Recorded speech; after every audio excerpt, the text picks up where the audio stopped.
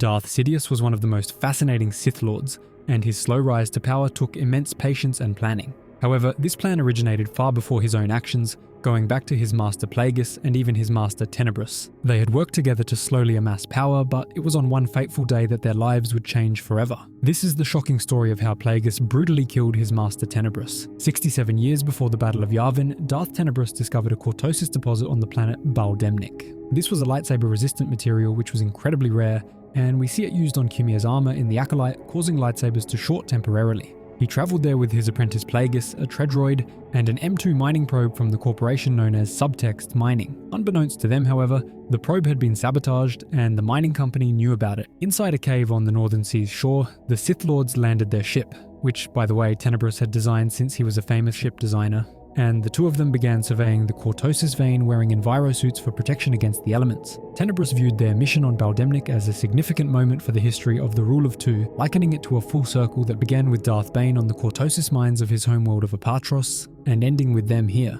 However, their plans were suddenly interrupted when the probe detected a pocket of combustible lethane. Attempts to deactivate the probe, as ordered by the Sith, failed, forcing them to flee and abandon the Treadroid. As they escaped through the superheated caverns, Plagueis noticed his master was unusually agitated by the situation at hand. They reached the ship just as a gas explosion occurred around them.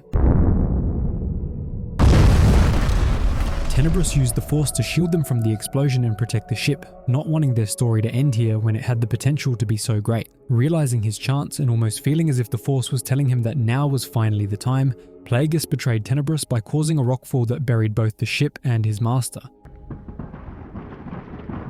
Pretending to comfort Tenebrous, Plagueis accepted the mantle of Sith Master before killing him by snapping his neck.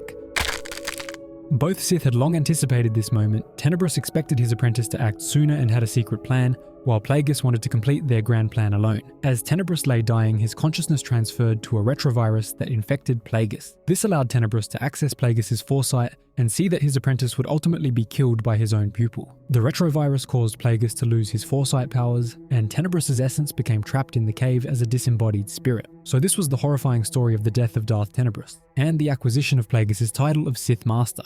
If you found the video informative in any way, drop a like on the video, subscribe for more awesome Star Wars content coming soon, and drop a thank Mr. Tenebrous in the comments down below.